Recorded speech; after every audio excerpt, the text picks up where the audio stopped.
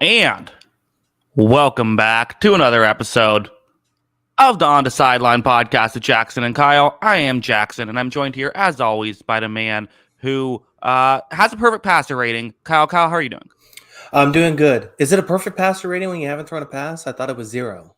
Yeah, I guess it is. It's 0 on the score sheet, but perfect and it hurts. Yeah, I guess so. I'll take that. Thank you. Okay, I'm sure you get a perfect passer rating if you were in there, Kyle. If I threw one pass, Yeah, I think so. well, maybe. Did we All right, both get haircuts today? Is that what potentially. happened? I Yeah, guess it's my brother's wedding this weekend, so it would make sense. yeah. I did have to get a haircut for that, so we're good to go Hmm. now. We Yeah, are ready to take over. yeah, got my yearly haircut for that reason. We have Mikey in the chat saying Jackson's so handsome. How do we make someone a mod? Can I mod him? What do we do here? Yeah, bring him on the show. Come on, Yeah. Mikey. Okay, yes. We'll appreciate every compliment along the way. We have people already in the chat. The chat is hot. If Mahomes isn't number one, we riot. Matthew Stafford is his top 10, and I'll die on this hill. People are excited right away. Yeah, this is going to get some people talking. I'm excited for this one. This is always a fun show. Every show's a fun show, but this is a particularly fun show. This is probably our second most disliked show of the year. I would Uh-huh. say outside the mock draft. This people get upset about this. Yeah, and obviously the coaching rankings is one. And hey, listen, we've been wrong. Last year, 32 on the list was Geno Smith. Geno Smith ended up, he will not be 32nd on the list this year. Maybe a surprise is in store. Maybe, yeah, potentially. We'll see. Yeah. So just so you guys know how this is going to work, we're going to draft style pick every single quarterback. That is every single starting quarterback. So there'll be 32 overall quarterbacks taken. Sometimes there's some questions as to who should be the quarterback. So, for example, let's say the Tennessee Titans, for example, if you're a big Will Levis fan and you think Will Levis should be ahead of Ryan Tannehill, and Kyle selects Will Levis, that means I cannot select Ryan Tannehill. Only one quarterback from each team will be selected all the way down from 32. And these are the quarterbacks we'd most like to have next year. That is the criteria. So, some projection going into it. It's always difficult with some players, but again, always fun. Yeah. Yeah, there's a lot to take in here. There's a lot to kind of weigh.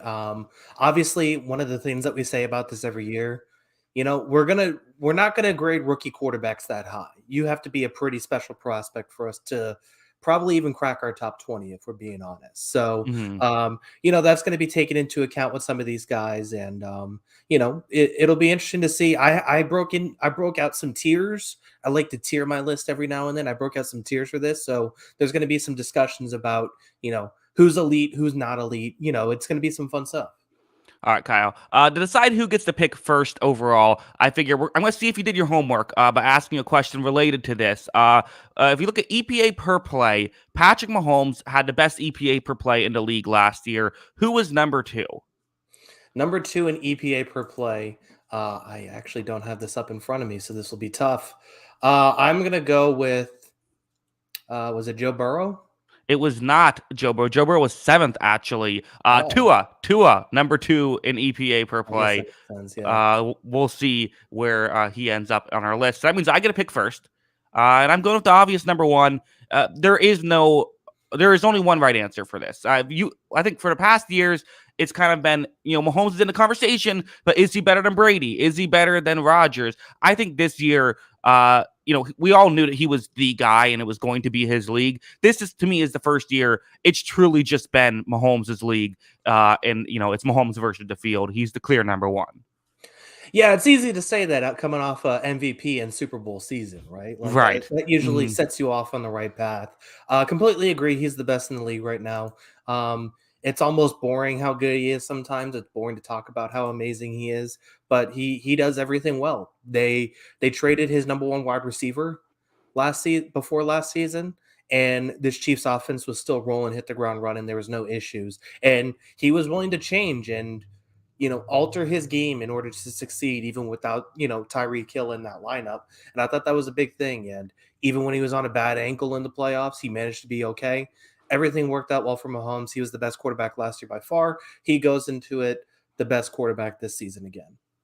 Yeah, I think you kind of touched on it too. He kind of was the most complete version of himself last year. He had obviously his first year, 50 touchdowns, 5,000 yards, but what teams knew how to play him, and he was still able to have the dominance of basically leading in every single stat, winning MVP and winning a Super Bowl.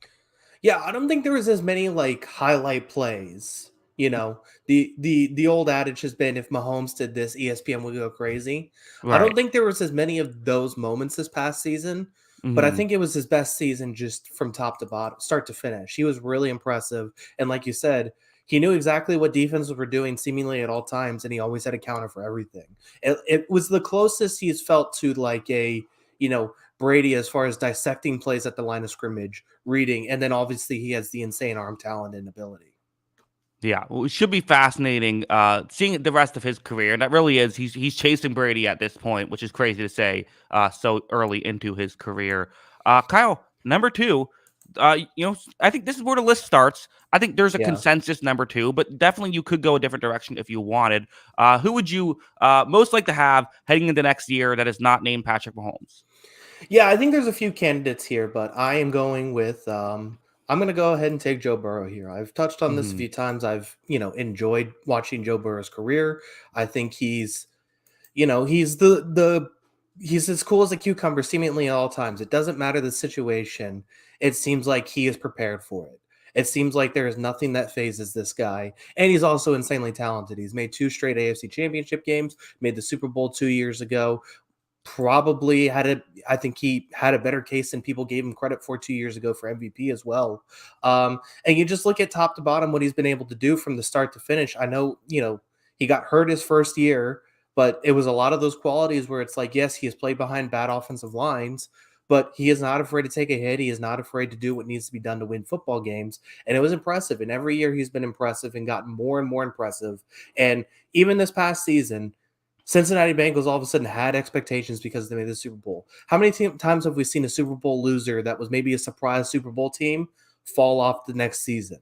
Cincinnati had these expectations and they lived up to it, even after a bad first game. First couple games actually, they finished seventh in scoring. They finished 12-4. Joe Burrow remains to me the number one challenger to Patrick Mahomes in his throne, and I think it's going to be like that for the next few years. Yeah, feels that way. Joe Burrow, back-to-back seasons now of being Pro Football Focus's highest rated quarterback. Someone who, again, he just does all the little things right, right? Like, there's no real knock. I Mhm. guess the one thing you could say is he takes too many sacks, but even that didn't seem as bad this year. I think that, it's weird where I feel like he didn't have an incredible run when he went to the Super Bowl. He wasn't like the main driving force. He still played very well, but he wasn't like, dragging them kicking and screaming. I think because of that, people thought that maybe he was getting overrated due to just the team success. But no, I think this year he's proven he is this good, and he is someone who, if Patrick Mahomes wasn't in the league, we'd be talking about him as, we'd be saying it's his league, and maybe he'd be a two-time Super Bowl champion right now, Yeah. How or at least badly one did time. yeah, I mean, how badly did everybody want to see that Bills Chiefs rematch in the AFC title game, right? It seemed like Hmm. everybody was asking for that game. And I mean, for the first half of that game, Joe Burrow completely dominated them. And he made every right read, every right throw. Everything was about, oh, this Bills defensive line is going to eat Cincinnati's offensive line. And he just killed them. He crushed them in that game. It was a really dominant performance. It was one of his best performances, I thought, of his career, especially given the stakes in the moment, too. I was really impressed with him in that game, and that's just going to lead him into this next season, where I think he's one of the MVP favorites. Yeah. Number three, let's use this as a transition because I'm going to go Josh Allen here. Now, Yeah. I've been kind of lower on Josh Allen over the course of his career than I think other people have. Like, I did not have him as a top five quarterback in my evaluation last year. To me, I thought that this was his best year he's been in the league. I thought he was the most consistent this year. He feel like he's one of those guys who has the highest ceiling out of any player in the league, but just doesn't always hit that ceiling. I thought he was much more consistent good, just straight up good this season. Obviously, the playoff game leaves a sour taste in a lot of people's mouths. The Cincinnati one, I don't really blame him that much for it. Like, I think everything went wrong for Buffalo there. I don't really put that one on him too much. I think that he's someone who, again, I'll take him on his best day versus anyone else on their best day. Doesn't hit those as often, which is why he falls to three. But I still think he's a top three quarterback in the league. Yeah.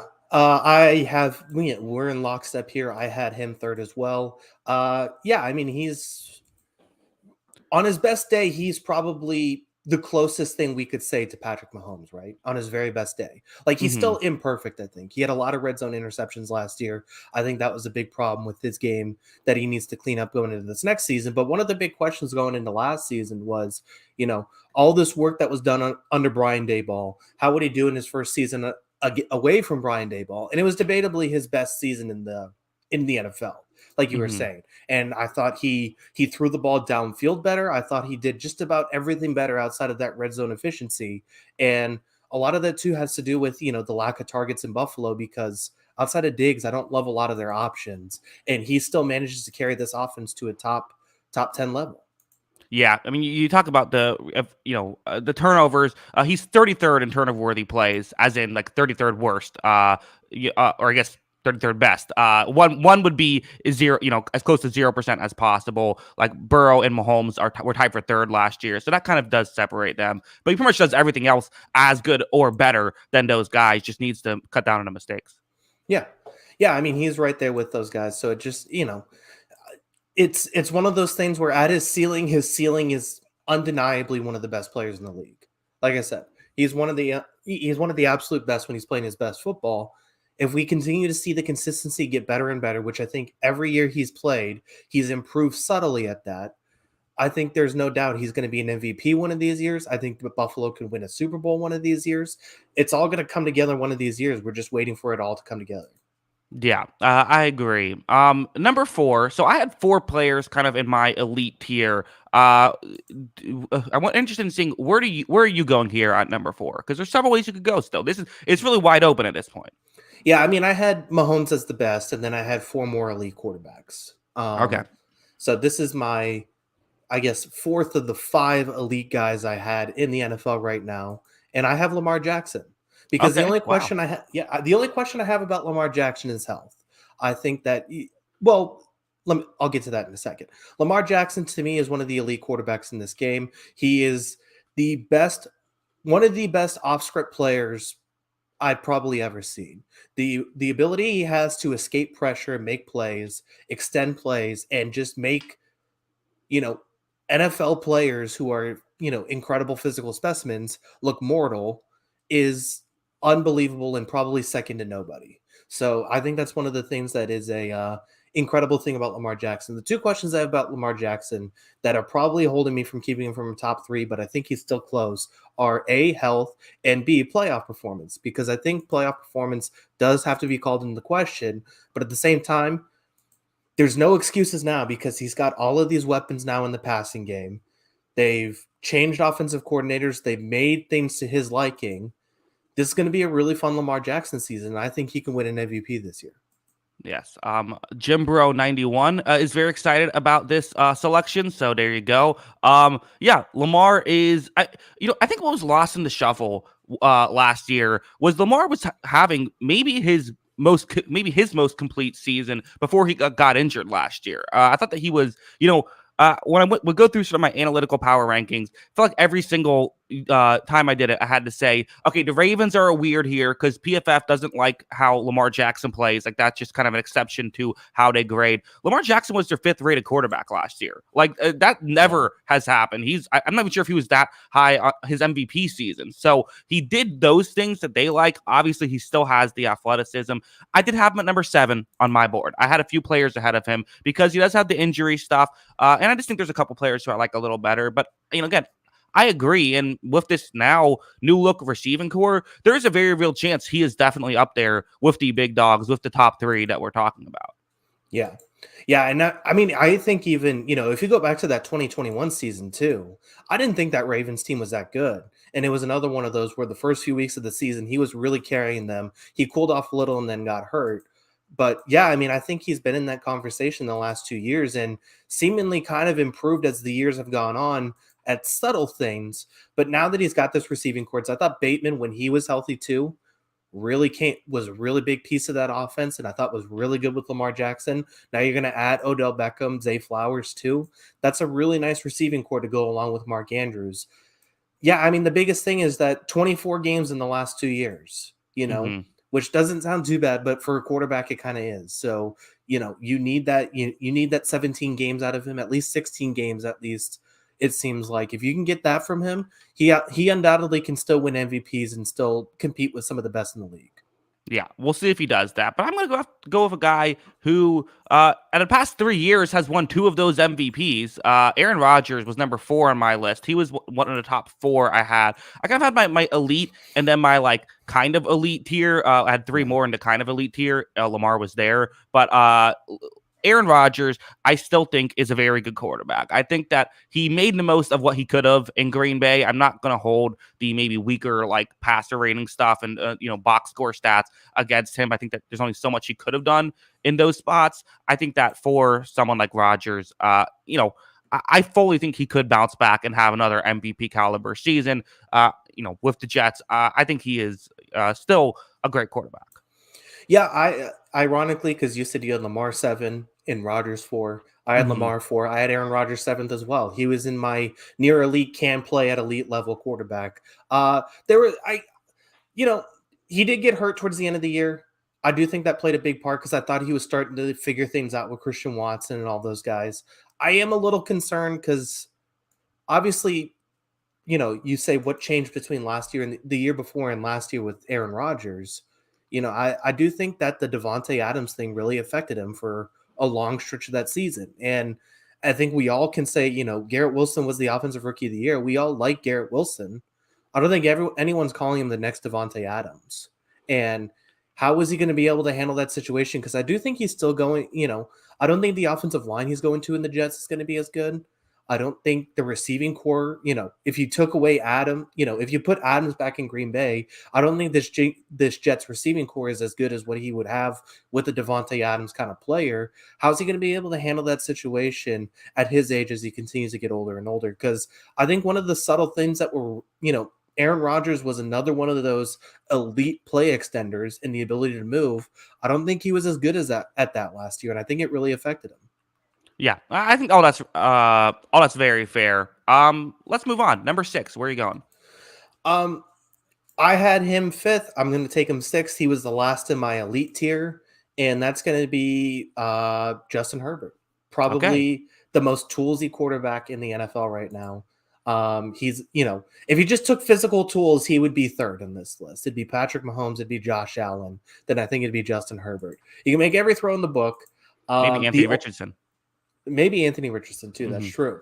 I was actually, I was really impressed with him last year. I was impressed with that situation. He dealt with so many injuries on the offensive side of the ball, and really, what I thought was some of the worst offensive play calling in the league, as far as teams that were competing for playoff spots, especially. And he handled it all pretty masterfully. I thought for the situation he was in, I thought he handled it really well. I thought he made some really strong throws, and I thought he had some really strong games down the stretch when they didn't have Keenan Allen, when they didn't have Mike Williams to keep this team in a playoff spot and keep this team competitive. I was really impressive with that. I think we're going to start to see some criticism of Herbert this year, though, if the results don't show. I think this is going to be he's young, he's new, and it's exciting, and I think he is a really exciting player. I do think this is when the criticism is going to start, and I think it's kind of fair. And that losing that 27-0 lead kind of left a sour taste in everyone's mouth. Justin Herbert has to prove himself this year, but I think he's got all the tools and the capabilities of doing it. Yeah, you're right. The no playoff win still at this point, and the one playoff game you were in, you blew a 27-point lead. That's just going to, that's gonna. You're absolutely right, and I think I agree with you. I think it is at a certain point fair to start to ask that question. I did think that like Herbert had like a ton of like great like 87 passer rating games last year. I thought that he had that a good amount, and I think that people will look at the roster and say he has all these receivers, all this talent. Why isn't he getting it done?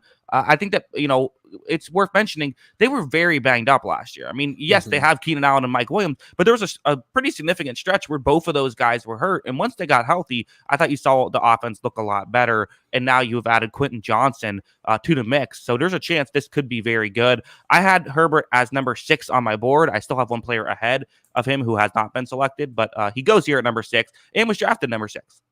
Yeah.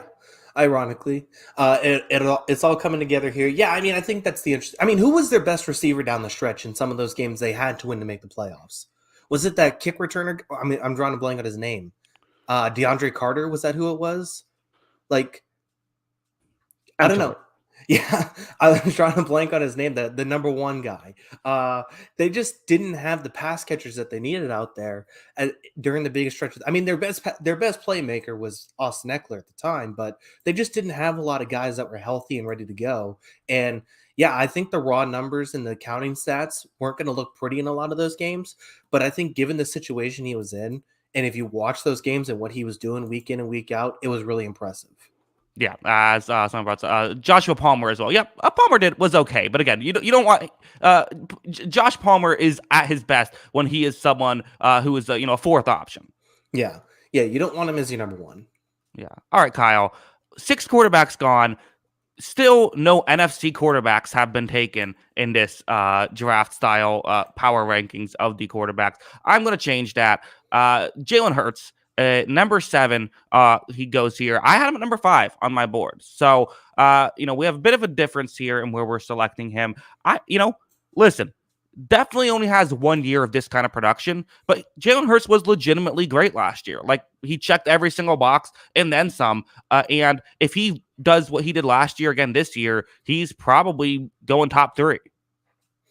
Yeah, I think that is probably true. I think, I actually had him 6, so I had him above Rodgers. I had him at the top of Okay. that near elite can be elite quarterback tier. Mm-hmm. He is the one thing, he is not the most physically impressive quarterback in the NFL. He's not going to have the best arm. He's not going to Mm-hmm. have, he's not 6'5". He's not any of this stuff. He is obviously very athletic and he uses that to his advantage. Philly uses that to their advantage too with some of these goal line situations as well. The most impressive thing about Jalen Hurts is, and it was talked about a lot in his draft stuff coming out of Oklahoma and previously Alabama before that, is this guy just works tirelessly at his craft. And I think if you watch Jalen Hurts year to year, every year you see him improve something. And that's the most impressive thing that he has going for him. And it is a really impressive trait because we talked about, can this guy succeed throwing the ball down the field, challenging one-on-one, doing these sort of things. And then he went, having AJ Brown helped, no doubt about it. But he went out and did that stuff last year. Everything that we said, oh, can he do this? This is the things that we struggled with last year. We looked at that Tampa game and said he looked completely overwhelmed in that situation. He went out and saw all the situation. He worked on it all summer, and he looked way better at all that stuff this past season. And it was his best season in Philadelphia, almost won a Super Bowl because of it. Mm-hmm. Yeah, I even think about his final drive of last year was marching down the field to get an 8-point drive to tie the game in the Super Bowl. That was the last time we saw of Jalen Hurts. So doesn't get too much better than that, other than winning the Super Bowl. So we'll see if he can do that. We'll see if he can do that the following season. Very excited to see where he goes. Number 8, Kyle. I think there's a pretty clear tier drop from here. I think maybe you disagree, but number 8, where are you going? Yeah. And then once again, it's funny how we do this every year, and there's a couple guys that slip because of ranking, just kind of chicanery. And it's Mm-hmm. like you had Jalen Hurts 5th, I had Jalen Hurts 6th, but because the way our draft played out, all of a sudden he is going 7th, and it feels disrespectful. Like we still view him as top 6 quarterbacks. So Yeah. it's just funny how that plays out. I have one more in my near elite tier. And this Okay. may be reactionary, but there's a little bit of projection here. But we started to see it towards the end of last season, and I do think that with the new skill position talent around him too, this could happen. This could be real. And that's Trevor Lawrence at number 8. Mm-hmm. Another really physically gifted quarterback who I thought under Doug Peterson last year took significant strides. I thought it was just competency around him. That's really all it was. It just seemed like competency was around him. Just, general lack of awareness was around him. And all of a sudden, everything immediately got better. And that was what we wanted to see from Trevor Lawrence last season. And he looked a lot better. And I'm really excited to see what he can do with Calvin Ridley this next year. I think Trevor Lawrence is going to be in this tier, and he's going to be in this conversation among the best quarterbacks in the NFL. I had Trevor at 11. I'm a little bit lower on Lawrence than you are, which has basically been this podcast since Trevor Lawrence has been in the league. I've always been a little bit lower on him than I feel like you are. Listen, Lawrence showed some really good things last year. I thought he got better as the season went on. There's tons of excitement, but we don't know Lawrence is going to take the next step into year 3. He's checked every box to make us think he's going to take the next step. And, I've heard him start to get some, fringe MVP talk. It's looking great. But is this going to actually happen, or could this be a Jameis Winston situation or a Baker Mayfield situation where after a good year or two, they take a step back? We've seen that happen before. It's hard to say. Quarterbacks are voodoo. Nobody ever knows with this stuff. So if I had to bet, I'd bet on him being successful, but I still have him a couple spots lower just because of he's a total projection. Yeah, I think the thing I struggle with, so my next tier right after this starts at 9, and it's good but not great kind of thing. The not quite elite but can be very good starters in the NFL tier is next for me. And then 2 complete wild cards that we're going to get into here in a second. And so it's like, okay, if I'm going to project that Trevor, am I going to project Trevor is still in the same tier with all these guys that I have in the next group? He's still the one that I look at as the guy who could be in this top tier, top 2 tiers potentially. And I'm viewing it as, if I'm expecting him to do that, then I'm just going to have to rank him there, because I do think he is more talented than the next people on the list. It's just, how long is it going to take him to get to this spot? It could be 2 years from now. You're right. And then maybe he's playing at like a top 12 quarterback level next year, which is still very good. Just not where you kind of want him, but he's eventually going to get to this tier. So it's just about, I think he's more talented than the next group of guys, and I'm going to put him in the tier that I think he's talent wise capable of playing at. Yeah, I could see it. I totally get the argument, and this is weird where it's like you put someone at 8 instead of number 11, or 11 instead of number 8, and it's like, oh my god! But it's like, How you dare guys, you? you're splitting hairs. I do have him in a tier below you do though. Number 9, I am going with someone who I had higher than Trevor Lawrence. He was a better quarterback, in my opinion, last year than Trevor Lawrence. Give me Geno here in the top 10. What a run for Geno Smith from 32 to number 9. Geno Smith was a legitimate MVP candidate through a good chunk of last year. Now, he was always kind of like an MVP candidate because you have to name like 3 guys, but he was never like really strongly considered number 1, I don't think. But he always really played very well. I have him at number 8 on my list. And I think that with the addition of Jackson Smith and Jigba, there is a world where we see Geno Smith kind of lighting the world on fire a little bit next year. I don't think it's crazy. I don't think it's a fluke. Again, I do have him a tier below these elite guys. I don't know if he's going to carry a team to a Super Bowl, but I do see him as kind of one of these quarterbacks who can be a very good kind of, B caliber quarterback. Yeah, I had him 10th. I had one more guy above him for the good but not great. And we'll talk about him next, obviously. But yeah, I mean, everything about him was fantastic last year. Like you said, he was excellent in stretches. He was very good in stretches. I thought he tailed off a little bit towards the end of the year, but I mean, you can't, the results were the results. He was really good. And I mean, they won the Russell Wilson trade because he was so darn good too. Right. He was better than Russell Wilson in year 1, no doubt about it. And I think the system's going to cater to his skill set very well going forward. He's very good in the play action. He's very good playing off the run game. And he's got very good receivers, and he's accurate with the ball and puts it in good place all the time. And he's got good receivers for that. So I think he is going to be good. I don't think it's a fluke either. I think before I put him in like the top 8, I wanted to see one more year out of him, because 32-year-old quarterback, going to be, I think he's going to be 33 he'll turn 33 during next season. So I just want to see it one more time before I put him in that top 8 tier. Yeah. And I would have to say, we kind of joked about when he was 32nd. I believe one of the things I said when I picked him at 32nd, or whenever he was picked at 32nd, was like, hey, in a small sample size last year, he had 112 dropbacks that year, kind of played pretty well. Actually had some really good numbers and good advanced stats, but it was such a small sample size, we didn't really pay much attention to it. So, but now that we have this bigger sample size of him playing well, I look at that as well and say, okay, no, mate, he has actually been pretty good in a Seattle uniform for a couple of years. Just one of those years didn't play that much. Yeah, I think it's completely fair, and I'm excited to see what he can do. I do think he can be a very good quarterback. Do you ever see a scenario where you view Geno Smith as an elite quarterback? Probably not. I don't think so. I think this might be where he ends up staying most of the rest of his career, is the good but not great.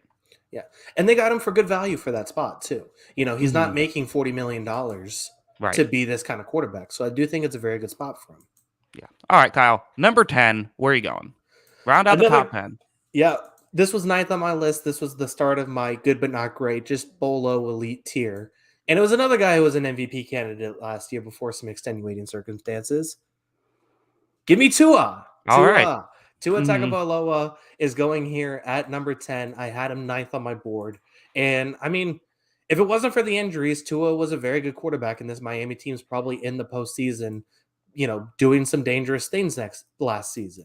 He was a very good quarterback, and that now granted, yes, they gave him a really sweet situation given that he had Jalen Waddle, Tyreek Hill, and a very good coaching staff that was catering their stuff to this thing. But I think some of the Geno stuff was really impressive last season. Some of the Tua stuff was really impressive last season. He was second in intended air yards per attempt. He was first in completed air yards per attempt and completion. And, we kind of expected this to be like a big yak offense when you had Tyreek Hill and Jalen Waddle. He was 20th in yards after the catch per attempt, per play. So it wasn't like he was getting a bunch of yards after catch from Jalen Waddle and Tyreek Hill. He was throwing the ball downfield. He was aggressive downfield, and he completed some big time passes too. It was a really impressive season to Tua Tagovailoa. Yeah, I agree. I had him at number 10 on my board as well. Yeah, you could argue that this is way too low. You're right. He was an MVP candidate through a good chunk of the year.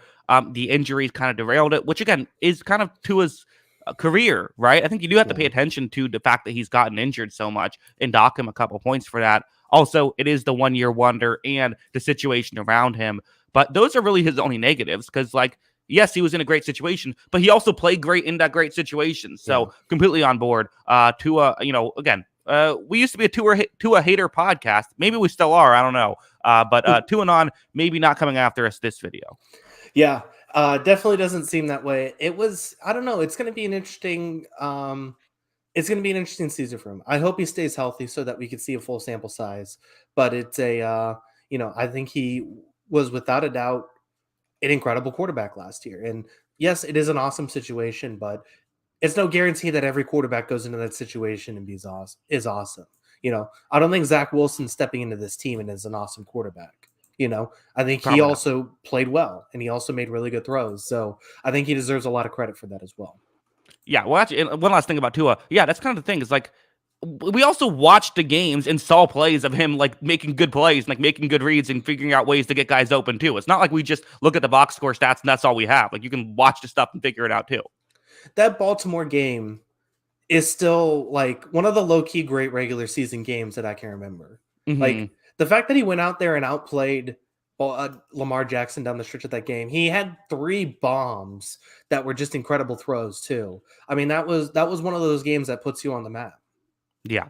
Tua definitely on the map. We're talking about a lot of these guys, kind of the good but not great. Could they win a Super Bowl? Or do they have the ability to win a Super Bowl? Or are they going to kind of just make your team good but never get over the hump? Well, at number 11, he was number 9 on my board. Let's go for a guy who's won a Super Bowl, Matt Stafford, who, listen, did not have his best year last year, although I didn't think it was actually as bad as maybe some other people would say. Also, is getting up there and is injured. That's part of why he fell. But listen, he's a guy who, come postseason time, you don't want to play against. I promise you that much. You don't want to go up against him. No one's going to feel comfortable if the Rams get the 7 seed and you got to play him because he can get hot at the right time. He's shown that. And it's still a good quarterback outside of that. So Stafford at 11. Yeah, he was just below this tier for me in the tier of I have no effing clue because there's 2 guys on this list that I had no idea what to do with. So I just put him right smack in the middle. So I had him 16th. Okay. And a lot of it just, I think the situation still plays a big part. I don't think that offensive line's fixed by any means. They didn't really, I don't love the receiving core around him still besides Cooper Kupp. In the skill position, I just don't think it's great. I think it's going to be an okay Rams team. I think it's going to be better than it was last season. I just don't know how successful he's going to be in that situation. Not to mention, I do think the injury thing plays a big part in what Matt Stafford is. I do think he struggles with injuries. And I think every year, even when he plays games, it seems like it's like, oh, Matt Stafford's he's got a bruised pinky this week. He's going to play through it though. And it just seems like every year we're dealing with stuff like this with Matt Stafford. And I just don't know as his body continues to age, how much he's going to be able to handle that. Also, the disrespect to Ben Skowronek. Oh yeah, that's true. Super Mm-hmm. Bowl Super Super Bowl Bowl winner. hero. Yeah. Yeah. I'm not sure if it was a hero, but a winner. No, definitely not. But yeah, I mean he did win a Super Bowl, I guess. That's fair. Yeah. Number 12. Where are you going? Um I have two guys here that I really like. I'm gonna do a 180 here real quick. I'm gonna take Jared Goff. I thought Jared Goff in Oh, that Ben Johnson offense was really good last season. So I have him 11th on my list, and I thought he was impressive last season. And I think in this offense with this situation, um, I was really excited to see Jamison Williams until the suspension. Obviously, he's going to miss some time, but I hope that in this offense with this system with Williams coming back, I thought it was an impressive year for Goff, and I expect him to do a lot of kind of the same. This is my good but not great tier, and I think he is good but not great. yeah. Scott B in the chat says, I am the proud owner of a Ben Skowronek jersey. Do you know him? Are your family friends of him or something? How did that happen, Scott? But yeah, back to Jared Goff. I had him at number 18 on my board. I think I'm a bit. I don't. I feel like he played well in a system, but I think that the numbers, the sort of the box score stats, maybe inflated how I thought he actually played. Not to mention, we've looked at Jared Goff throughout the history of his career. This year is a bit of an anomaly in terms of we have a pretty big sample size of him, and I think we know what Jared Goff is. He's someone who, if he's in a good situation, he can, he's almost like. Is this a crazy comparison? Almost like Andy Dalton, like in his 20s, of like the guy who, when he's in a good situation, can look very good. Andy Dalton was an MVP candidate once upon a time.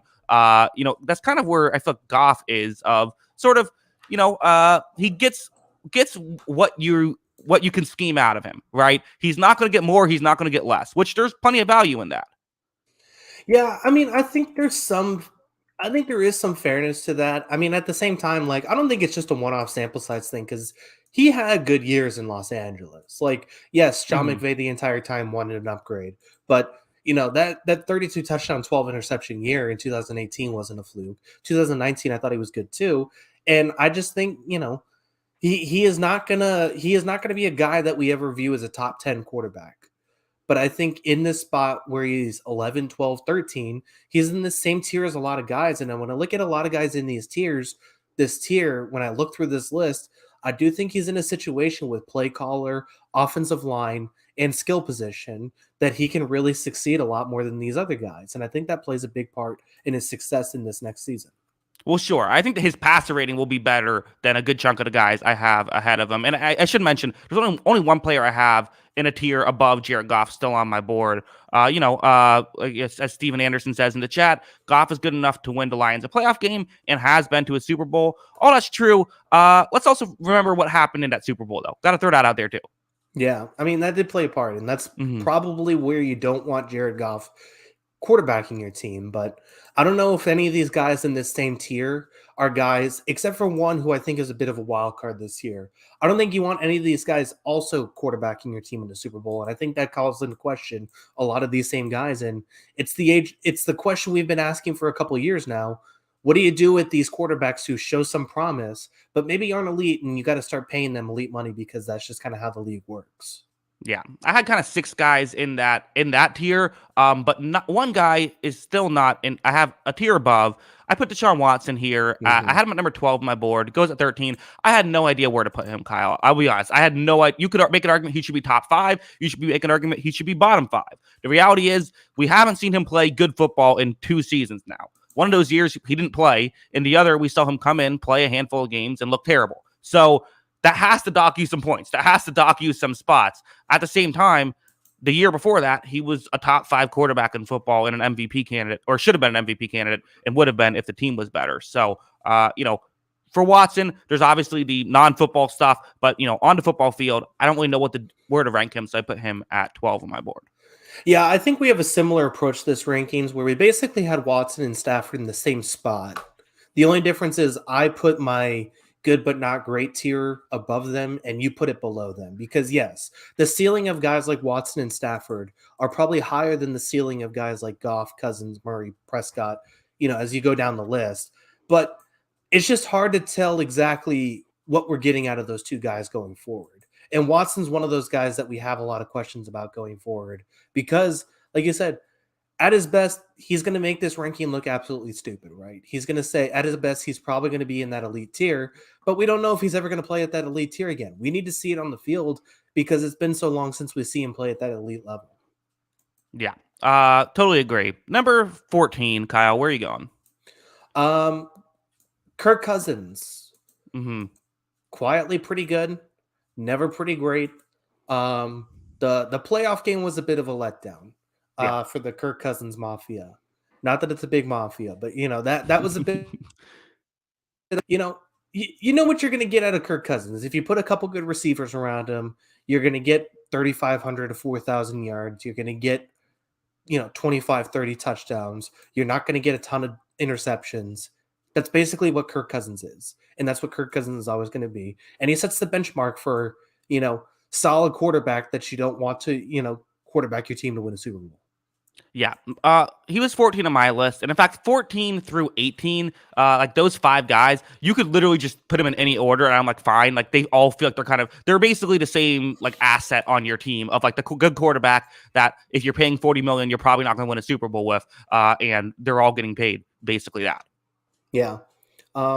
He's one of those guys where if you looked at the box score, you think he's a lot better than he is. It's as simple as that. And sure. And if you look at him on primetime games, you think he's a lot worse than he actually is. Yeah, exactly. Mm-hmm. So, it all kind of, plays a big part in it. But I mean, he's the quarterback with Justin Jefferson in his offense. It's going to look good. Sure. And he does the job really well. It's one of those things you can't fault him for the situation he's in because he also plays well in that same situation. Yeah, no, I completely agree. It's very similar to Goff and that, and like I said, with Goff, there is value in that. Is there $40 million worth of value in it? Well, not the worst $40 million contract on this list, I would say. Yeah, I think that's fair. Yeah. Let's go to number 15, Kyler Murray, another guy who's. What do you do with this? 2 years ago was an MVP candidate before getting injured, and he was. Some of these guys were saying wasn't, Tua, Geno, they were MVP candidates, but they were never really like the favorite. Kyler was the favorite. Like there was a point 2 years ago where Kyler was going to win MVP and Cliff Kingsbury was going to win Coach of the Year. Kyler got hurt and it just all fell off the rails. Back when they were, they started off 8-0. Kyler wasn't good last year. Like there's just no getting about it. It was a disappointing year from Kyler. So he's definitely a high risk, high reward type player, but I'm still willing to draft. I had him 13 on my board. I had him kind of in that tier of like, I don't know what to do with you. Can you win a Super Bowl? But to me, he's the highest because of the ability because of the ceiling I've seen from him. Yeah. And I think that's completely fair. I had him here. I had him 13th on my list. Once again, because of the Watson Stafford questions, it just kind of depends on where they get drafted. I had him 13 on my list. He's in this mix. The 4 guys on my list with Goff, Cousins, and the next guy are kind of in the same conversation where it's not that they're, being overpaid and being not talented are 2 completely different questions. He's clearly talented, but he's also clearly overpaid. So that's the problem that we're going to have. And, there's talks of Arizona basically tanking this season and then moving on from Kyler. Then they're going to have to find a trade partner for him. But at the same time, like you said, we're not far removed from Kyler Murray being one of the best quarterbacks in the league or playing like that during a large stretch of the season. His health is always going to come into question because he's small. The work ethic has always come into question these last couple of years, and it's gotten to a point where it's weird. Does this guy want to be great? I think that's something that we have to ask. And none of us are in that room. None of us are behind the curtain, but it's something that's come up over and over again, not just from sources or insiders or all that. It's come up from Arizona itself. Does this guy want to be a great player because he is extremely talented and can be that guy? Does he want to be? Yeah, very fascinating stuff with Kyler. We have 15 players who we've given. We've said our top half of the league picks. Who is the last player you will say is top half of the league starting quarterback? Yeah, same thing. Good but not great. He's in the same tier. He's basically paid right in this tier of quarterback. Once again, it's not about if he's overpaid or untalented or overpaid. He is talented. He is overpaid. It's Dak Prescott. He is a talented quarterback. He's also overpaid, and he isn't qualified to be an elite quarterback on a Super Bowl winning team. And that's just simple as what it is. But once again, he's in a really good situation. He's got a pretty solid offensive line. He's got a good running back in Tony Pollard. He's got, I think, better weapons than he had last year. And I think Dak Prescott's going to put together a really good year, and the Cowboys are going to be relevant again because of it. So I think he's going to be pretty good again next season. Yeah, I agree with you. He feels like that like solid quarterback, but will he ever get over the hump? I guess the one thing I would say about Prescott, because I compare him to Goff, Cousins. The one thing you could maybe say about Prescott is he has had flashes of looking really good. Not enough for me to feel great about him, but he has had some of these 3 game stretches where like, whoa, that was great, and maybe you could hope that he could run into one of those stretches in a playoff run. But again, we've yet to see it. Yeah, I mean, you can even go back to just last season where, yeah, Jalen Hurts was out of that Philadelphia Eagles game, but that defense wasn't hurt, and that defense was really good all year. And Mm-hmm. until, Patrick Mahomes picked it apart in the Super Bowl, we viewed that as one of the elite defenses in football. Dak Prescott did really good against that defense in that one of that big games that the Cowboys needed to win too. So I do think he has those sort of games in him. It's one of the, I don't think there's a whole lot of difference between Dak Prescott and Matt Stafford. And I've said this before on this podcast for the last couple of years. If you look at that Matt Stafford run, the Matt Stafford playoff run is not who Matt Stafford normally is. Mm-hmm. Dak Prescott to me is in the same conversation of he could have a run where he has, 11 touchdowns, 2 interceptions during a 3-game playoff stretch and lead his team to a Super Bowl. I don't know how often he can do it though, and he hasn't come up big in those spots though before.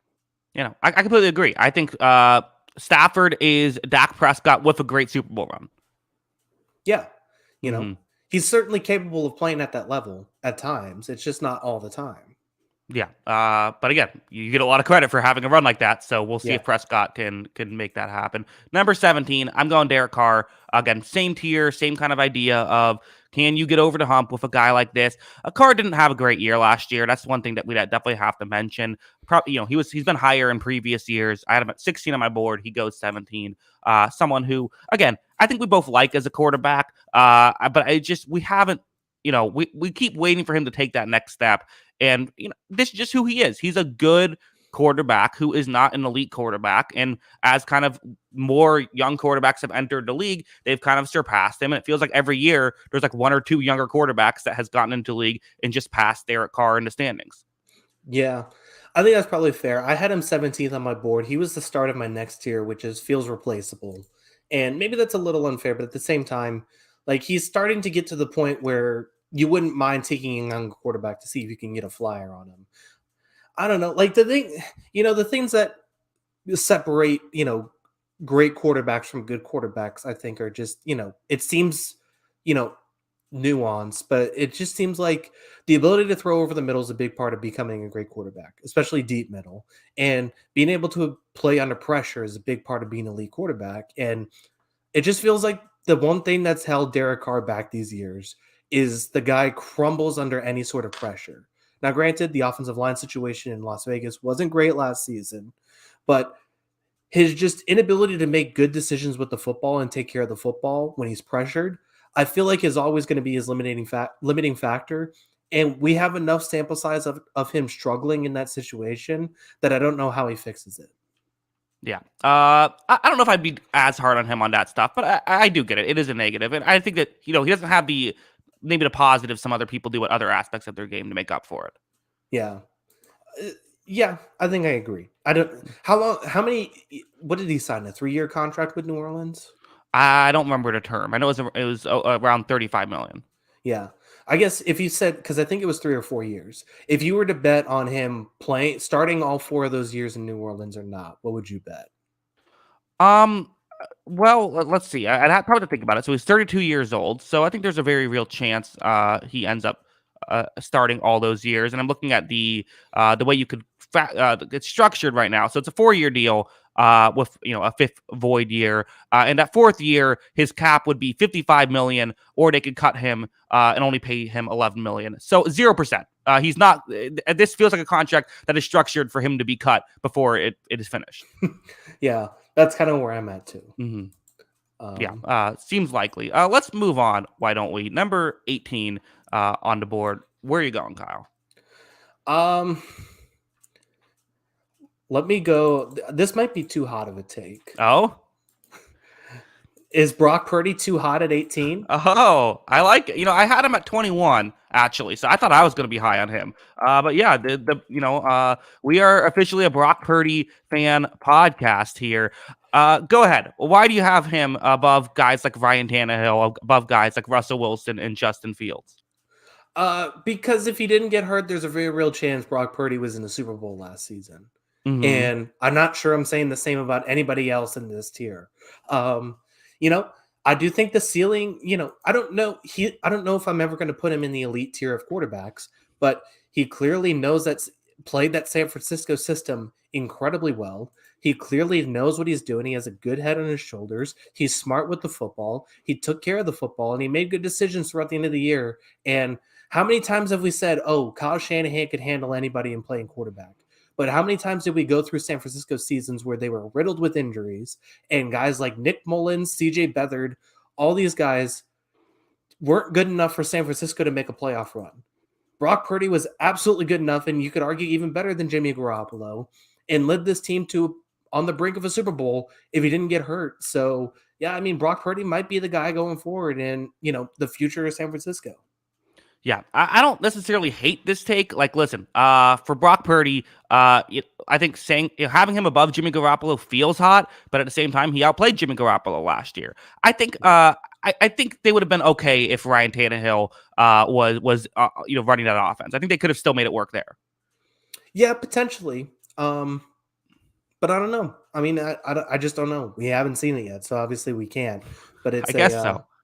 I don't know. It just seems like that it was a impressive year for him and an impressive stretch. Yes, it is small sample size, but you know, I'm okay with taking the gamble on a guy like Brock Purdy over someone like you know, over trying to turn one of these veteran guys into something else. They could have had they honestly could have had Derek Carr this offseason, right? They Yeah. could have had a few of these guys that we're going to talk about on this list. They could have brought back Jimmy Garoppolo, but they said they were going to roll with Brock Purdy. And I think that says something that someone like Kyle Shanahan is saying they could have went after these guys, but we want Brock. Well, I mean, it helps when you're paying him $35 million less than these guys too. I think that factors in. I agree. I like Brock Purdy a lot more than a lot of these guys I have above this. If we're taking just which quarterback would I like to have contract included, he's maybe going top 10 right now. He's at least going top 15. But I think that I think part of why they kept him is because of the low cap hit. Yeah, I mean, sure, that does obviously play a huge part, but he obviously showed something that they're willing to take a chance on too. Yeah.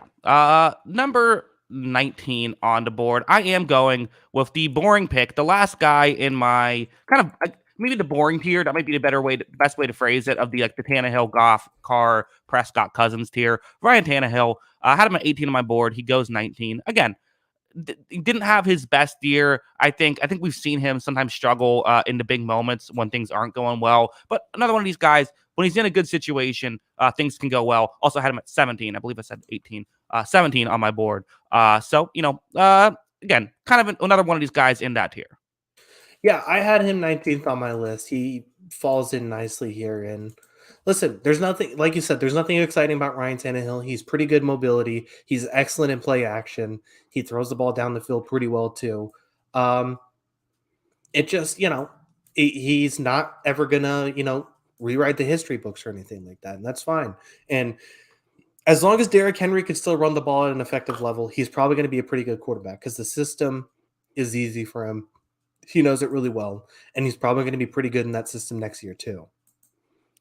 Brian Davidson in the chat says Tannehill over Jones is a felony. Okay, well, that's unfortunate. Who passed that law? How did that get put into law that it's a felony to rank Brian Tannehill over Daniel Jones in your quarterback rankings? I did not realize that this was, I could get in trouble for this. Yeah, I mean, we can tie these two together, honestly, because I have Daniel Jones next on my list, and it's kind of interesting because I think they're in a similar style offense. There's not many offenses anymore that are built around the running back. And Mm-hmm. Tennessee is still one of those offenses that are built around the running back. And that's kind of what the Giants did last year too. And I do think it makes a lot of sense. to pair these guys up with good running backs. They're both mobile and they kind of play off that play action game, and that's where they thrived, and that's where Daniel Jones thrived last season too. And I think that's where Tannehill has tried for the last few years.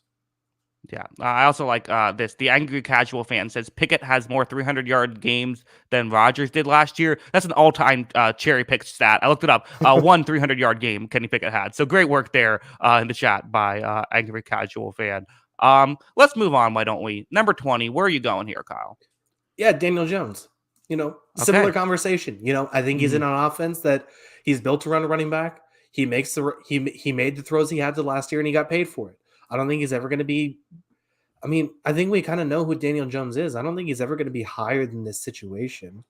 But I think in an offense that was catered around him and, making sure he didn't make a bunch of mistakes, he did pretty well in that offense. And now they're going to try and add some receivers around him. We'll see if it raises his ceiling anymore. But, he did some decent things last year and he got them into the playoffs. So I think that takes a little, that's a little solid. I mean, fine. I had him at 23 on my list. Again, I agree. He's in one of the, I think he's, I don't know.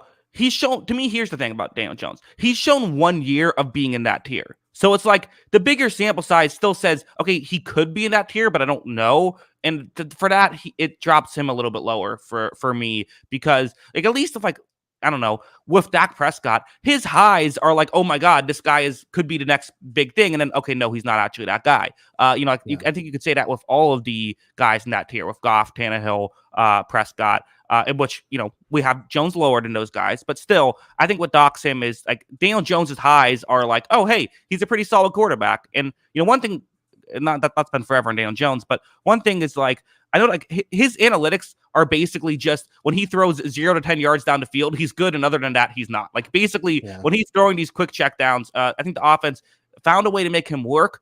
But, again, there's value in a Daniel Jones, just not $40 million worth.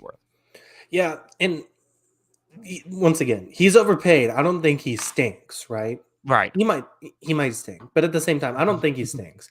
And they're, they're going to run the same damn offense next season too. They're not going to ask him to throw the ball downfield. They're not going to ask him to have big explosive plays. They're going to ask him to hand the ball to Saquon Barkley and occasionally make a 7-yard throw. And that's how that offense is going to work. Mm-hmm. Yeah. And again, if you like Daniel Jones, then you like Daniel Jones. Cool. Fine. Yeah. I mean, this feels like, do you ever see a situation where he's a top 15 quarterback? Oh, yeah, sure. Yeah, I can see that. I think you could argue who's the top 15 quarterback this past year. Yeah, I mean, I think he was pretty close. I think, he was 17th in PFF rankings. So, and that's even including Mitch Trubisky's odd ranking. So I guess he was probably 16th. So, yeah, I mean, I think that's probably fair. But I don't see him ever like saying, "Oh yeah, top 10 quarterback year from Daniel Jones." Yeah, it seems he's probably unlikely. In that spot where he's mid. He's mid, and he's paid $40 million. Yeah. Daniel in the chat. Oh my God, is this Daniel Jones talking to us? He had the worst receiving core in football. Absolutely true. Or at least one of the worst. It was tough, and maybe with Darren Waller, things turn around. We could do a whole podcast on Daniel Jones, but let's move on to 21. A guy who I had at 19 on my board. I'm surprised when I put him at 19. I'm like, okay, he's going to be gone before then. Justin Fields does not get drafted top 20. I'm sure Bears fans are understanding and rational about this. No, I think this is going to upset some Bears fans, which is fine. Justin Fields, I think this is one that could make us look stupid in a year, right? Every now and then, every year, there's a couple that we look back on and say that makes us look stupid. Fields definitely has the potential. I'm assuming why he fell on both of our boards and why he fell below those like Derek Carr, Ryan Tannehill tier quarterbacks is because we've seen those quarterbacks play like solid football consistently. Fields, while again, terrible situation he was in last year. No one's going to deny that. We just haven't seen him be an effective passer yet at this level, unless he's in a very good situation, which when he was in a good situation in select games, he did play very well. So there's plenty of reason to like Fields and like his upside. But as of right now, I think that we're both just kind of just waiting to see, which is why we have him in the middle of our boards. I mean, I have Fields 22nd, and I do think the upside's still there that he can be awesome. Mm-hmm. And I like phases of his game last year, no doubt about it. I think he can be very good. But I mean, even like his quarterback passing grade was on the same tier as Cooper Rush, Joe Flacco, Tyrod Taylor, Trey Lance, Baker Mayfield, David Blau. Hmm. Those are the guys around him as quarterback passing grades for PFF. And I do think that's something that still needs to improve. Hmm. And he's not going to have any excuses for his passing grade this year, his passing ability this year. Hmm. They added DJ Moore, who has thrived basically with every crappy quarterback you can imagine. DJ Moore managed to thrive. They spent money on Chase Claypool. They did all this stuff. So yeah, I do think the physical talent and the sheer raw ability is awesome, but we also need to see him start throwing the football and completing passes too. And I do think that's the next step where if he starts doing that, yeah, I'll put him absolutely in the top 15, potentially even higher, but we need to see that at the NFL level.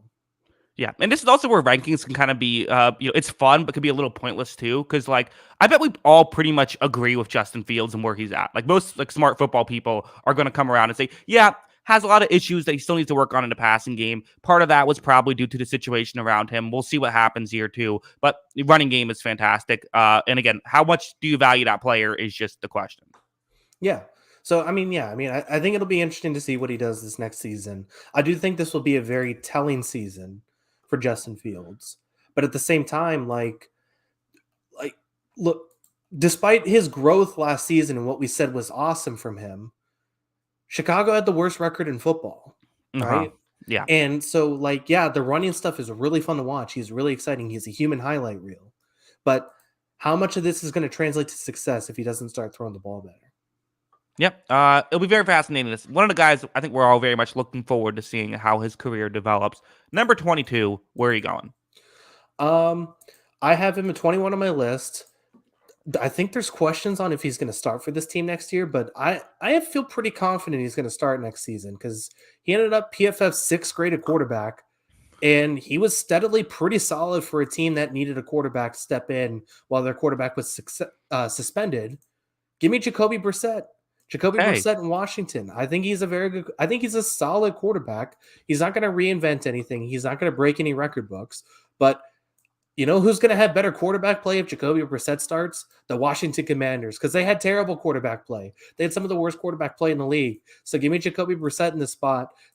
Potentially, he may just be a stopgap option for this team, but I think it's a good stopgap option that is a roster that probably could compete for the playoffs if they had decent quarterback play last season. yeah, it could happen. I mean, this could be the Geno Smith of this next year, right? I mean, I Yeah. would mention about the PFF thing. They loved his running for whatever reason. Like he was the 12th overall Yeah. graded passer, but I guess he had some good runs in there, so good work there. Brisket. But for Jacoby Brissett, I agree. We've seen him really show flashes of playing like as a starting caliber quarterback. The issue is just it's only been flashes. We haven't seen him put it together really for an entire full season. I thought he had maybe his best year in Cleveland. And again, Cleveland kind of tanked their ability to get a playoff spot by putting in Watson, which is probably the right move and for the future. But they could have made the playoffs with Jacoby Brissett last year, so it's not crazy to think Washington could do it. Yeah.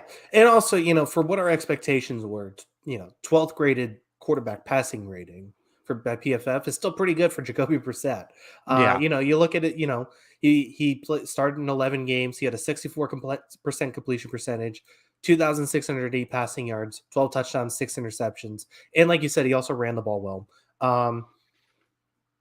Yeah, I think that's just going to play, and I think that's significant. That's a significant upgrade to anything they had last season, and that's better than Heineke. That's better than Carson Wentz, especially.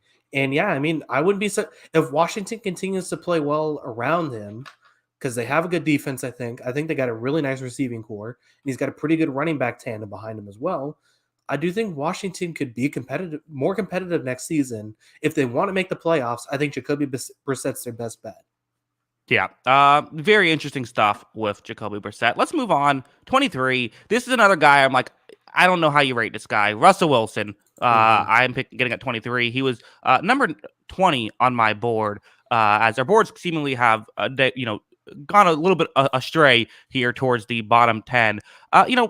Again, what's there to be said about Russell Wilson hasn't been said. Like, we all know the situation. We all know he was great 2 years, great for a long time. Comes over to Denver, is terrible. Was it just a situation? Could any quarterback play well under Nathaniel Hackett that's not named Aaron Rodgers? What's the situation? The receiving core was terrible last year. It was, PFF had it as one of their, I believe it was ended up as their second worst ranked receiving core. That's not good. Hard to win many games, hard to look good as a quarterback when you're in that spot. Is it just a situation? Will Sean Payton come to town and fix everything? Or does he just suck now? I don't know. But, I think that I put him above 12 quarterbacks on my board simply due to what I've seen him do, several years ago. Yeah. It seems like I'm controlling the draft board a little bit here. He's 23rd on my list. He's going 23rd here. And he was the start of my next year, which is prove it. This is the prove it year for a lot of these next quarterbacks. Or take the next step if you're a younger quarterback. And you have to show signs that you're going to take the next step. I think Russell Wilson obviously has to prove himself this year. There's a lot riding on this Broncos team. They have spent a lot of money on coach. They've spent a lot of money on quarterback. They want to see success with this new ownership group. And he's got to prove that he still can play at that level because he obviously didn't. I thought there was flashes of him playing at that level, but it wasn't enough to say this team is going to be competitive this next season. So there's a lot of questions for Russell Wilson's camp going forward. Yeah, completely agree. Again, I don't know how long we have to spend on it because I think we all know the Russell Wilson stuff. Let's move on to 24. Kyle, where are you going? As far as taking the next step is going to be Kenny Pickett. Pittsburgh has some pretty nice pieces. I think I did a piece earlier in our offseason about teams that could take the next step and be competitive, maybe dark horses next season. And I think Pittsburgh is in my tier of could be sneaky awesome next year because I think they've improved that defense year by year. Slowly but surely, they're getting there with that defense around TJ Watt. I think the offensive line's getting better and better. They added some nice pieces of free agency to the offensive line and in the draft to that offensive line. They always have good pass catchers at the Pittsburgh Steelers for a reason. Kenny Pickett's if Kenny Pickett's good, this team can win 11, 12 games, I think. It's a little too early to tell, but I do think if Kenny Pickett's good, they can win that level of games. He has to prove that he can be at that level more consistently. I do think his counting numbers were bad last year. I do think he was better than what his numbers showed. But we want to, sooner or later, the numbers also have to produce too. And that's what we want to see from Kenny Pickett this year. Yeah, but they don't have to happen your rookie year. And, you're right. His box score stats were terrible last year, but it's like, I thought that he actually, it became a meme of like, can he pick it because of all the pick? But he was actually pretty good at protecting the football, had some bad turnover luck early on into his career. I agree. I was very impressed with his rookie year after being not too high on him coming into the draft. Now, again, what's the ceiling of Kenny Pickett is the question. How good can he be? There were still some issues, but he showed some real flashes year one. And, again, we're going to be very lower on the guys that we haven't yet seen it. We haven't yet seen it with Pickett in terms of being like a top 15 quarterback, which is why he falls all the way to 24. I did have him at 22 on my board, but, we'll see what he does next year. Yeah, I'm excited to see it. I do think there are some positive signs. The question is, can there continue to be more positive signs? Because like I said, I think this Pittsburgh team's good. And I think he has good mobility. He has to continue to show that he could throw the ball downfield effectively, because I think that's going to be the biggest question with him, with that arm, with obviously his small hands and all that kind of stuff. Can he throw the ball downfield effectively and be a good quarterback in the deep third of the field? I think that's his next question. Yeah. Number 25, I'm going Jimmy Garoppolo, of the Las Vegas Raiders, a guy who, 24th on my board, you could argue should be up there in that tier with Goff and Tannehill. I had him a little bit lower. He gets injured, so that factors in. And I just don't know if he's quite as good as those players. You could maybe argue he should be in that tier, but just the worst of that tier. I think that would be a fine argument. But again, we know who Garoppolo is. Yeah, I'm with you on this one. He was, I think he was right here, 25th on my list. So once again, it's kind of fallen in line with my order here. And yeah, I mean, I think as far as you talk about situation, outside of Devontae Adams and Josh Jacobs, I don't love this situation, which it's incredibly helpful, I should add. Outside of those two guys, I don't know how much I love this Las Vegas Raiders situation for him. The offensive line's a little rough. How is he going to be able to handle that sort of pressure, throwing the ball under pressure? I'm curious to see what Garoppolo looks like next year. He feels like a stopgap option right now. Yeah, especially when it's gonna be especially tough when your defense is giving up touchdowns seemingly every drive. Yes, they're going to give up a lot of points, especially Yeah, in that division.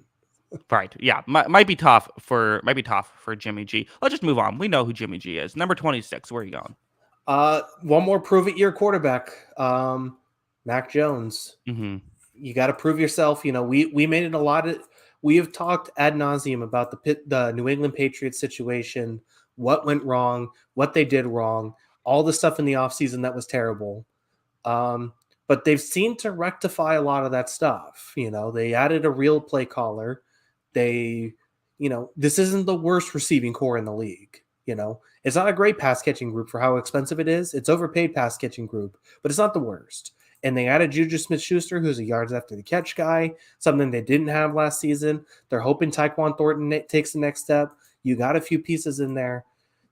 Not to mention, we talked about the play caller. Mac Jones has to prove that he's closer to the year one guy than the year two guy, because the year two guy is not going to be in the league next year, or not a Mm-hmm. starting quarterback in the league next year. The year one guy is something the Patriots can build off of, and that's what we want to see going forward. I mean, Mac Jones lost his job last year. Like that happened. Yeah. It was exactly one game, but he lost his job to Bailey Zappi, who proceeded to get blown out by the Bears, and then they gave the job back to Mac Jones, who started the rest of the year. That happened. Who would have thought after year one, Kyle? You could not be higher on mac and cheese as a whole. And then after year one, I mean, we're talking. If I told you a year ago that Mac Jones would be 26 on our quarterback rankings the next year, I don't think you would have believed me. Yeah, I mean, we were hoping for something a little more out of him for sure. And I was really excited after year one. I thought he did some really good stuff his rookie season. I didn't think he was ever going to be like a top 10 guy, an elite guy, but Mm-hmm. I do see a scenario where the best version of Mac Jones ends up in that Goff, Cousins, Murray, Prescott tier of good quarterbacks, but not great quarterbacks. Now, I don't want to see him make $40 million in that tier, but I do Right. think he could be that tier quarterback. We got to see it though, because year one is a lot different than year two, and I think that's going to be pretty telling. I wouldn't be surprised if he's good next year away from Matt Patricia, but he's got to prove it to everybody and earn that starting spot. And it's more than just being a good quarterback and making good decisions with the football. He can't throw these little fits on the sideline. He can't yell at everybody. He can't start crying because he doesn't like his play caller's decisions. He has to show he can be an adult in situations and be the poised guy we saw his rookie year. And that's the questions we have for Matt Jones going forward. Yep, definitely someone who we'll see how he goes. A lot of volatility in where he could be this following season. 27. I am going to go with the Atlanta Falcons. I'm going Taylor Heineke here. Taylor Heineke. Wow. You say, "Wow, okay." We'll talk about it. I don't know. I think Taylor Heineke's shown some flashes of being able to play. He's not a great quarterback, but I think that we are in another tier drop here. I have two quarterbacks who aren't great, and then four rookie quarterbacks. I'll go with Heineke over the field. Yeah, I had Desmond Ritter 31, Okay. and I don't know. Like I don't know if I know the next guys haven't played really, so I can't really go anything off that. But at the same time, like I don't know if I would pick Taylor Heineke to be better. Like let's talk about the rookies a little bit going into this, because they're kind of what's left. Would you be Mhm. concerned if you're a Carolina Panther fan if Bryce Young is worse than Taylor Heineke next year? Well, I'd be concerned. So he only played a little bit last year and did not look good in that. I thought he looked better in 2021. I thought that he looked to me like a solid, again, like a fringe top 32 quarterback type guy is what I thought. So if he was worse than what Heineke was last year, then yes, I would be concerned. But again, rookie quarterbacks, I don't think. I think if you came in and were to complete this, unless you're Zach Wilson or Josh Rosen, I'm not going to be concerned about what you do. So if you played as good as even as bad as Heineke played last year, I'd still say let's give you another year.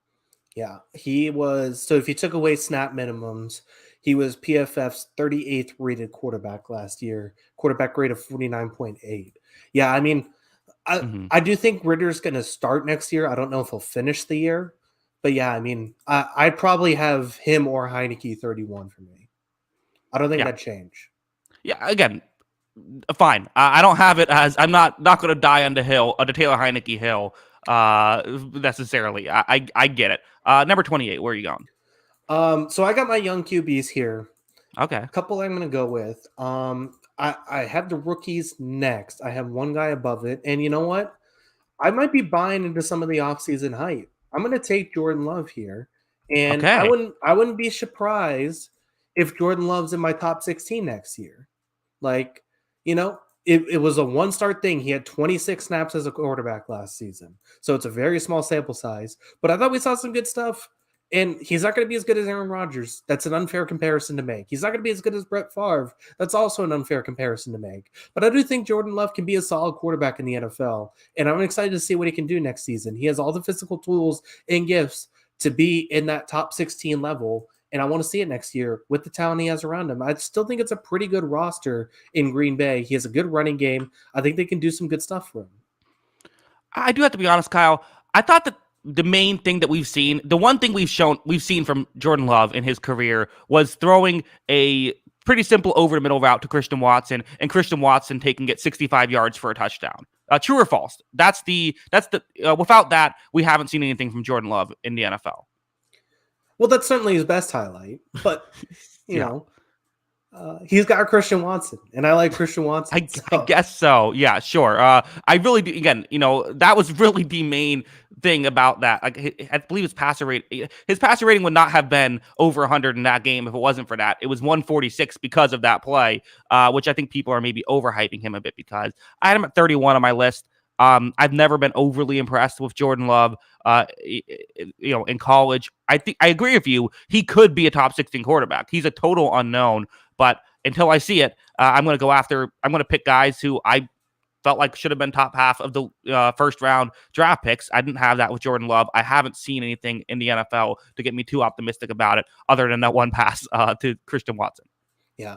Now, keep in mind, this is my 27th ranked quarterback. So Sure. It's not like I'm going to say this guy's a future MVP candidate or anything. But I am interested to see what he looks like with this group because we have been very high on Matt LaFleur on this podcast. This is a pro Matt LaFleur podcast. We think he is a very good play caller. He's got good running backs behind him. He's got a young receiver in Christian Watson who really came on towards the end of last season. I do think that he can put this together if he's solid, if he's pretty good, if he is a top 20 quarterback next season, Green Bay can definitely win 10 games and be competitive, or even more than 10 games potentially. So if he's able to play at that level, I do think it's going to be interesting to see what they do going forward because I do think he is capable skill-wise, talent-wise, tools-wise of playing at that level. We just don't know. We haven't seen it, so it's hard to tell. I mean, let's be honest. We all know Jordan Love's going to be a Hall of Famer because God hates the rest of the NFC North. Yeah, that's probably true. Mm-hmm. If he beats the Bears twice this year, I mean, what do you do as a Bears fan at that point if you're losing to Jordan Love too? I mean, that might very much still be possible, Kyle. That might still be very much in the cards for this season, given the way the Bears are still, some holes on their roster. Number 29. So I think maybe this is just me telling kind of how I feel about some of these young quarterbacks. Because the three first round picks that we expect to be starting, none of them, all three of them are going to be the bottom three. I have Baker Mayfield at 28 on my board. The Tampa Bay Buccaneers quarterback. I did not go Kyle Trask here. Went with Baker Mayfield, who again, Mayfield has shown flashes. He was not very good, to put it mildly, in Carolina last year. He was a disaster, quite frankly, in Carolina. He's usually been better than that, though. So maybe 28 is a bit. Maybe I should have had him ahead of Heineke. You can probably talk me into that. But again, we've seen some low lows with Mayfield. Seems like a kind of thing where he's going to play for a year. Let's take a flyer, see if it works out. And if not, then okay, next year we draft a guy. Yeah. I had Mayfield 32nd. And it's one of those things too where I just think if these rookies are worse than Baker Mayfield next year, I'm a little concerned. The concern radar is going off a little bit. I thought he struggled last season. His grades aren't great. Outside of basically almost willing his team to a comeback in that Cleveland game to open the year, it all went bad. Mm-hmm. And he wasn't on the team by the end of the season. And I don't know, like but then the Rams stuff happened. For a minute, yeah, sure, but yes. It wasn't like he was amazing. He had one great game for the Rams. good game for the Rams, I should He say. had one great like 4-minute stretch for the Rams. Yeah. So I mean, like, I don't know, like if I were to bet on is Baker Mayfield solid next season or is Baker Mayfield not on the Buccaneers by the end of the year? I would probably bet Baker Mayfield not on the Bucks by the end of the year. Where I think the only reason they keep him is if they want to continually lose games. Yeah, no, I mean, I agree. I mean, again, we're talking about the debate we're having right now is will he have a better year next year than guys who have literally never played at the NFL level before? Yeah. And I think that's going to be the question. So I thought about putting one of these rookies below the bottom two, but I had Ritter and Mayfield bottom two for me. Okay, interesting. Number 30, three quarterbacks. Where are you going?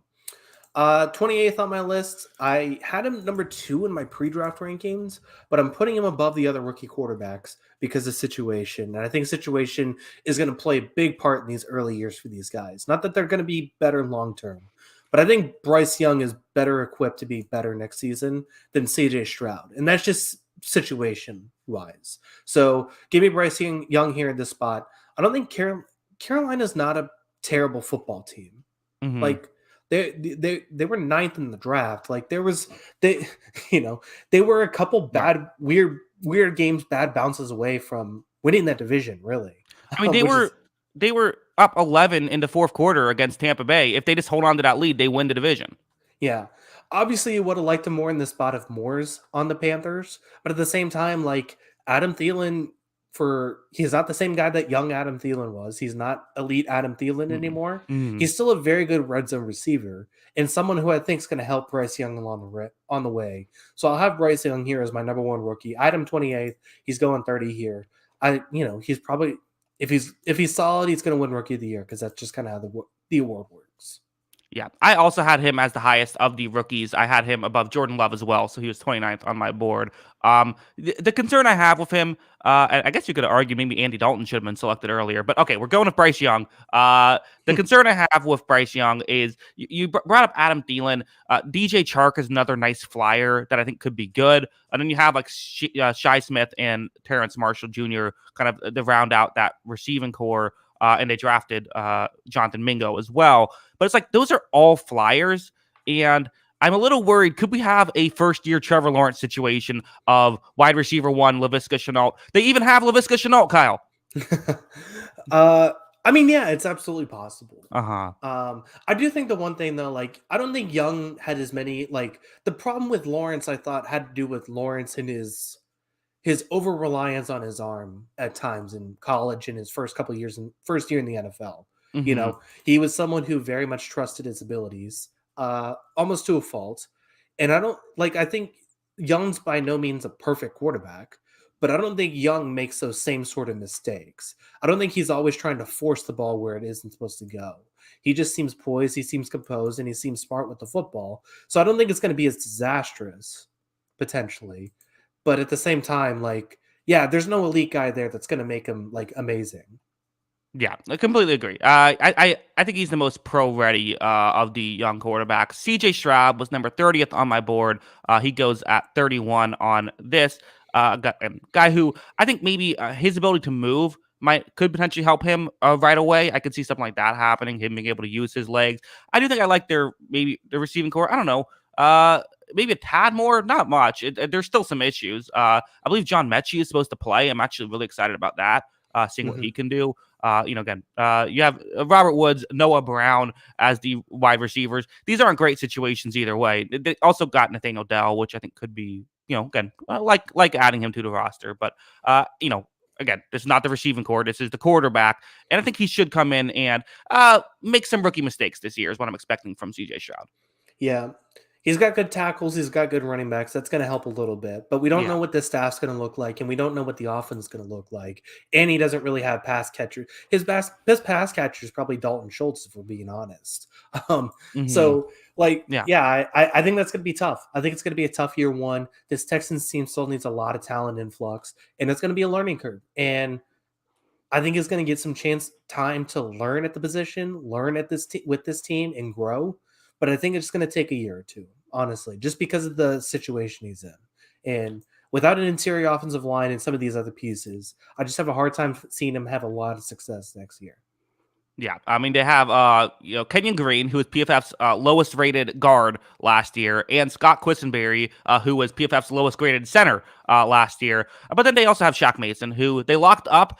Everyone keeps saying, "Oh, Shaq Mason, no one wants to pay him that much." Then he gets a contract extension with the same amount of money he's been making. What is going on? Why does I don't get? Anyways, CJ Stroud should be good in the future, maybe not year one. I think that's probably how we both feel about Anthony Richardson, who ends up going at number 32, was number 31 on your list, I assume.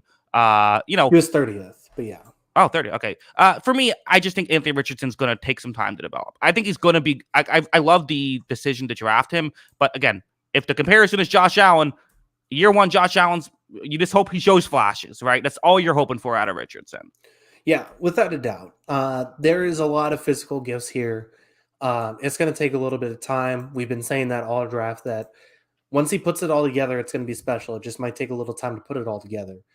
That being said, what if like the best version we saw of Richardson was when he could stand in the pocket, see the field very well, and make good throws because he is big and strong. Mm-hmm. What if this Colts offensive line really struggled last season, but I don't think there's there's not a ton of bad players on this offensive line. Like, it's not a terrible offensive line. I don't think any offensive line with Quentin Nelson is going to be a bad offensive line. So like, what if like the offensive line's okay around him? I think he's got pretty good receivers. He's got Jonathan Taylor. Like, is there a chance this Colts team's pretty good next season potentially if he's, okay year one? Interesting. Yeah, probably. I mean, I could see it. Again, it'd be kind of like maybe like a Lamar Jackson rookie Ravens season of like they just are able to rattle off some wins. But yeah, I agree. I think the offensive line played a lot better too once Bernard Rainman, their third round pick, kind of became the starter. I think they looked a lot better towards the end of the year as well. Maybe you could argue that was a Jeff Saturday effect, but I probably associate it more with just getting a tackle who isn't bad in there. Yeah, I mean, as far as like going to a team who picked fourth overall and wasn't traded up to fourth, they picked fourth overall because they were the fourth worst team. Like, I don't think this is as bad a situation as some of the other previous number 4 picks would have been going into. Like, I think there was some quit factor in Frank Reich. They had the goofy coach situation last season, but like, I don't know, if you look at this defense is solid. If you look at this offensive line, I don't think it's bad. And then you got Pickman, Pierce, who showed some stuff in year one, and Jonathan Taylor. Like, this isn't a bad situation for a quarterback to go into. And if he's able to hit the ground running with, I think, a good coaching hire too, I think this Colts team could be interesting, and he could shoot up our boards next season because I do think he has a lot of physical gifts. It's just going to be interesting to see how ready he is day one. Yeah, him being 32 is not anything. It's not a critique of who we think he could be in the future. We're both very big, fans of him coming out of the draft. Kyle, let me know where you can find us on Twitter before we head out. Yeah, make sure to follow us on Twitter. That is at Jackson Kruger. Make sure to follow me at by Kyle Gronin, and make sure to follow the account page at On the Sideline JK. That is at On the Sideline JK. Of course, if you'd like to listen to your podcast, not on YouTube, check out the audio only feed anywhere you get your podcast. Search On the Sideline Podcast. It should be available. Kyle, Sixers looking like future NBA champs. They are winning the games they have to. They're doing what they have to do. There is a good chance now. I mean, we are 5 wins away from a potential Nikola Jokic versus Joel Embiid NBA Finals, which would be awesome. I mean, after watching these two sides argue for 3 years, Jokic versus Embiid in the finals would be crazy. Now, ratings wise, I think people would say Celtics Lakers would be better. But at the same time, I don't really care about ratings. I like watching basketball. I'm going to love watching Jokic and Embiid if they play each other. But the Heat are no slouches either. The Miami Heat found life in this postseason. They've been able to hit 3-pointers, and that's been the big thing. I don't think that's an easy task either. Yeah, can never bet against Jimmy Butler. And also, Mr. Clutch, James Harden over here, as we all knew, knocking down big shot after big shot, just what he typically does, Yeah. He's played well. I mean, there's nothing. I mean, he played really well in game 1. He had about as disastrous game 2 and 3 as you can imagine. and then he's bounced back in games 4 and 5. So my thing with Philly this year wasn't like the talent. It was that James Harden came into the playoffs hurt, and Joel Mhm. Embiid got hurt during the playoffs. And I'm Right. like, okay, I don't know if this is going to happen this year because of all that. But it seems like that Harden looks healthy. He's moving pretty well. Embiid is playing about as well as he can as someone with a bum knee. And yeah, I mean, this is something that could be very real. Yeah, my theory of Harden was always we're getting way too into this. I know it's a long show, but my theory of Harden was always that I felt like Mike D'Antoni would constantly like just completely run him into the ground every year, and like he'd be way had the most minutes by far year after year, and I always kind of felt like I just wondered, is it possible that sometimes his big game collapses that was somewhat related? Is it possible it's not just fully mental and not just, oh, he doesn't hack it, it doesn't have what it takes in the big moments, which may be true. I don't know. But it's also possible he was just exhausted after having to, play way more than everyone else did every year, basically. I think it's part of it. It's also, I think these high usage rate offenses are playing a big part of it too. Like, I think that was one of the things with Houston where people were saying basically game after game, it's easy. In a one off game with Houston in the regular season, obviously Harden's going to be able to do what he wants. But when you're Hmm. game planning specifically for a team 7 times in a row, if you're going to see the same guy bring the ball up every time, run the same play every time, and pass to the same shooters every time, it becomes a lot easier to game plan for. And I think I posted a tweet, I want to say a couple weeks ago, of like the top 10 like highest usage rates in a season in NBA history. And like basically Luca was the only one in the top 10 to make the conference final. Luca and James Harden were the only two in the top 10 to make the conference finals. Luca Gotcha. did it last year. Harden's MVP year, he made the conference finals. And then everything else beyond that, which was I made it originally because Giannis was third all time in usage rate in the regular season in NBA history this year. And I think it was something that kind of went under the radar how much they were relying on Giannis for their offensive success. And they bounced out of the first round because of it. And I think that's a big part because I think if you went through NBA history with all those usage rate stuff, like the highest player usage rate wise to make the NBA finals alone was Allen Iverson is like the 21st highest usage rate, which was also basically one of the lowest talent seasons in NBA history. And that was one of the years they made the finals. So I think it's just a hard offense to run consistently. And like you said, it's a high minute and also because of the wording, high usage offense where you're asking a lot on James Harden in those situations to have that success. Yeah, good stuff from you. Good. You always your basketball for sure. I think the Celtics still have a chance too. I think it's I it's do. a really wide open. They're certainly not dead. It's such a wide open like year. Like I think the Heat could still win it all. I think that the Celtics or Sixers. I think that the Nuggets. The Suns are still definitely putting up a fight. And then like you can't count out LeBron. I mean, it's just and you can't count out the Warriors still. Never. Yeah. There's some. When's the last time we've been at this point and there's still so many teams to have a chance? I guess last year. Yeah, I mean, it's definitely not something we're conventionally, this is the era that we're used to Cavs Warriors every year, right? Right. That was what, Mm-hmm. LeBron and Steph winning NBA titles every year. That's what we Mm-hmm. were used to for so long. And the last couple of years, it seems like, especially as we've gotten away from this big three sort of setup that a lot of teams had, that every year, every team, it seems like, has two or three guys. Like, even even Orlando, who, didn't make the playoffs, isn't a lottery team, is a lottery team again. Orlando has Paolo Banchero and Franz Wagner. If you went back like 15 years, 10 years even, Paolo Banchero and Franz Wagner would be playoff guys. And, Mm-hmm. you know, it's just interesting to see how this all works out. Yeah. For any hockey talk, I don't know how much you want to get into that. The Leafs are hilarious. Yeah. Yeah, they're just great stuff. Remember when the Florida Panthers were playing a backup goalie and almost lost their first round series because they were playing this backup goalie because he was the hot hand, even though Uh-huh. he let in some of the softest goals I've ever seen. And Mm-hmm. then it's like, oh, maybe we should play Sergei Bobrovsky. That seems to have been the right call now after the fact. Yeah, seems like it's worked. Do you feel better as a Bruins fan that like the Panthers are actually pretty good? It's not just, or do you just think that the Leafs are stupid? No, we would have crushed the Leafs. That's what makes me annoyed. We Uh-huh. probably we own the Leafs in the playoffs. That's the thing that's annoying. We probably Mm-hmm. would have made the finals if we got through Florida, but Yeah. they decided to play Sergei Bobrovsky, and that changed everything. Yeah, So and also stupid. all three of those blown games by Boston were completely like the games 5, 6, and 7. They were all total coin flip games. Yeah. They win game 5. They had a breakaway in the final seconds that Hmm. would have moved them on to the next round, and instead they went home. So yeah, I haven't gotten over it. I'm still mad.